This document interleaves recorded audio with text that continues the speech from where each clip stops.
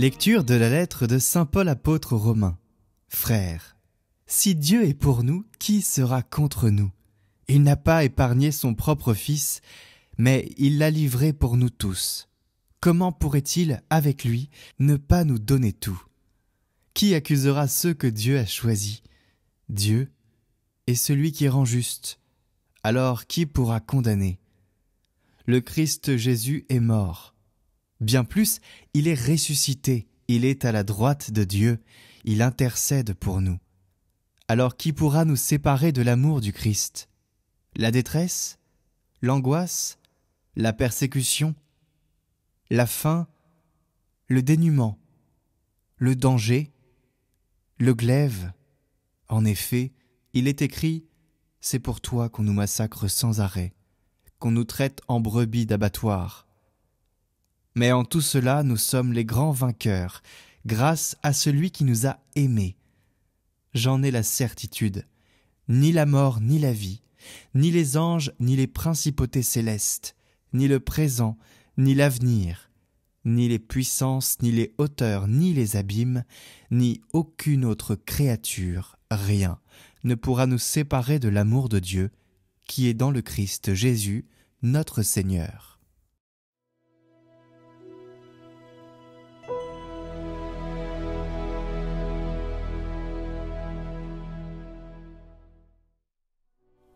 Aide-moi, Seigneur mon Dieu, sauve-moi par ton amour. Seigneur Dieu, agis pour moi à cause de ton nom. Ton amour est fidèle, délivre-moi. Vois, je suis pauvre et malheureux. Au fond de moi, mon cœur est blessé. Aide-moi, Seigneur mon Dieu, sauve-moi par ton amour.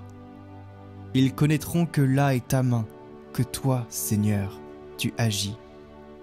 À pleine voix je rends des grâces au Seigneur. Je le louerai parmi la multitude, car il se tient à la droite du pauvre pour le sauver de ceux qui le condamnent.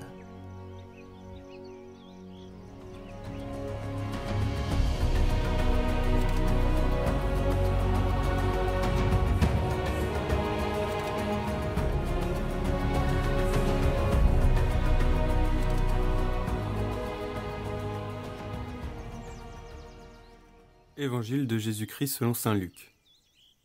En ce jour-là, quelques pharisiens s'approchèrent de Jésus pour lui dire « Pars, va-t'en d'ici, Hérode veut te tuer. » Il leur répliqua « Allez dire à ce renard, voici que j'expulse les démons et je fais des guérisons aujourd'hui et demain, et le troisième jour, j'arrive au terme. Mais il me faut continuer ma route aujourd'hui, demain et le jour suivant. Car il ne convient pas qu'un prophète périsse en dehors de Jérusalem. Jérusalem, Jérusalem, toi qui tues les prophètes et qui lapides ceux qui te sont envoyés, combien de fois ai-je voulu rassembler tes enfants comme la poule rassemble ses poussins sous ses ailes, et vous n'avez pas voulu. Voici que votre temple est abandonné à vous-même. Je vous le déclare, vous ne me verrez plus jusqu'à ce que vienne le jour où vous direz « Béni soit celui qui vient au nom du Seigneur ».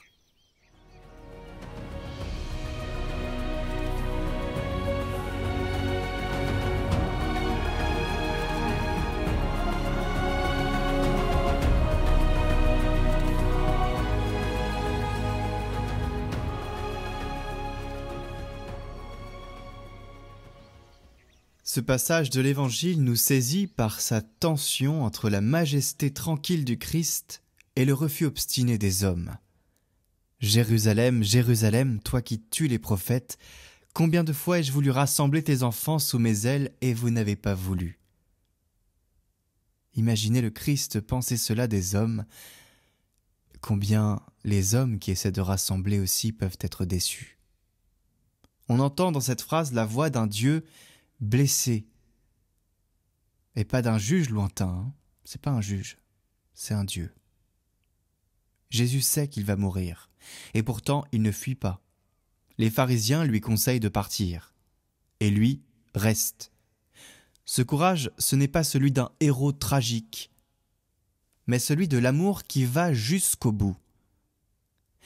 Pour celui qui ne connaît rien de la foi, ce texte dit quelque chose de simple. Dieu ne se lasse jamais de venir vers l'homme, même quand celui-ci refuse d'être aimé. Et pour celui qui croit depuis longtemps, il révèle un paradoxe souvent oublié. La miséricorde ne consiste pas à effacer la responsabilité, mais à la traverser. Le Christ pleure sur Jérusalem parce qu'il voit dans chaque refus de Dieu un appel non entendu, une grâce repoussée, dans chaque refus de Dieu dans le cœur de l'homme. Saint Jérôme l'explique magnifiquement, il dit « Ce n'est pas d'avoir été à Jérusalem, mais d'y avoir bien vécu ». Autrement dit, le but de la foi n'est pas d'accumuler des gestes religieux, mais de laisser le Christ bâtir en nous une demeure. Cette Jérusalem intérieure, c'est l'âme rassemblée par la croix. L'âme est dispersée, mais l'âme peut être rassemblée par la croix. Là où nos dispersions cessent, c'est là où le Christ renaît, et renaît chaque jour. Saint Paul, dans la lettre aux Romains, dans la première lecture, exprime ce même cœur battant de la foi. Il dit « Si Dieu est pour nous, qui sera contre nous ?» Et ces mots résument tout l'Évangile pour celui qui doute. C'est une main tendue. Rien, ni la mort, ni la peur, ni le passé, ni rien ne peut nous séparer de l'amour du Christ. Pour celui qui croit depuis longtemps, encore une fois, il rappelle que la foi ne se mesure pas à nos réussites spirituelles, mais à notre abandon, à cet amour plus fort que tout. Abandonnez-vous. Il est à la droite de Dieu, il intercède pour nous. C'est là la royauté du Christ. Non pas une domination, mais une intercession. Il règne non en écrasant, mais en portant. Au-dessus de tout nom, il élève l'humanité jusqu'à Dieu. C'est là la véritable Jérusalem, la cité de la paix promise que l'on chante parfois, la Jérusalem céleste. Le monde réconcilié dans le Christ, où la croix devient trône et la blessure. Gloire, et j'aimerais vous lire un texte supplémentaire pour aujourd'hui, un texte de saint Paul. « Moi, Paul, lié de chaînes pour le Christ, je veux vous raconter les tribulations dans lesquelles je suis chaque jour enseveli, afin qu'embrasé de l'amour divin, vous bénéficiez avec moi le Seigneur, parce que dans tous les siècles est sa miséricorde. » Retenez bien cette phrase, « dans tous les siècles est sa miséricorde ». Cette prison est vraiment une vive figure de l'enfer éternel. Et quand il dit prison, eh bien il parle de la vie. Aux liens, aux cangues et aux entraves viennent s'ajouter des colères, des vengeances, des malédictions, des conversations impures, des rixes, des actes mauvais, des serments injustes, des médisances, auxquels se joignent aussi l'ennui et la tristesse. Mais celui qui a déjà délivré les 3 enfants des flammes ardentes est aussi demeuré avec moi. Il m'a délivré de ces maux et il me les convertit en douceur, parce que dans tous les siècles est sa miséricorde. Le Seigneur transforme tout cela, les colères, les vengeances, les malédictions, etc. Tout ce que vous vivez de dur dans votre vie, il les transforme dans sa miséricorde. Il les convertit en douceur. Par la grâce de Dieu, au milieu de ces supplices qui ont coutume d'attrister les autres, je suis rempli de gaieté et de joie, parce que je ne suis pas seul, mais le Christ est avec moi. C'est lui notre Maître, qui supporte tout le poids de cette croix. Pour moi, mes amis, je n'en ai à soutenir que la plus légère extrémité, car non seulement il est spectateur du combat, mais encore il est combattant et vainqueur. Et c'est lui qui consomme la lutte. C'est pourquoi la couronne de gloire est posée sur son chef, mais le membre peut aussi se réjouir de la gloire de la tête. Voilà, chers amis, le Christ est dans notre vie, nous marchons avec lui. Et cela doit nous réjouir le cœur. Mettez toute votre tribulation, tout ce qui est difficile pour vous actuellement, mettez-les au Seigneur pour qu'il les transforme en douceur. Je vous assure que c'est possible. Ce sera votre défi du jour.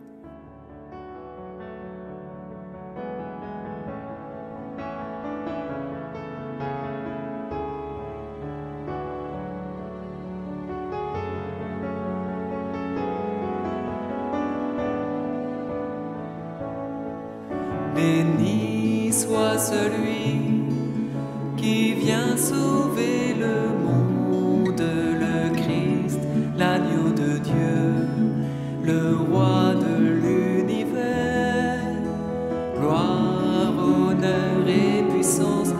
l'agneau vainqueur pour les siècles des siècles. Amen. Pour les siècles des siècles. Amen. Béni soit celui qui vient sauver le monde, le Christ, l'agneau de Dieu, le roi de l'univers. Gloire, honneur et puissance à l'agneau vainqueur pour les siècles des siècles. Amen. Pour les siècles des siècles. Amen.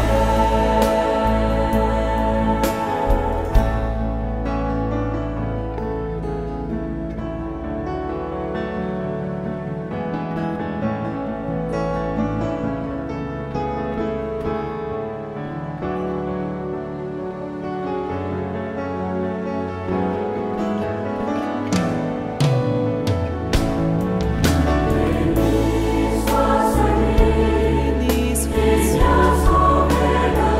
qui vient sauver le Christ, l'agneau de Dieu, le roi de l'univers. Le roi de l'univers. À l'agneau vainqueur pour les siècles des siècles. Des siècles. Pour les siècles des siècles. Amen. Béni soit celui qui vient sauver le monde, le Christ, l'agneau de Dieu, le roi de l'univers. Gloire, honneur et puissance à l'agneau vainqueur pour les siècles des siècles. Amen. Pour les siècles des siècles.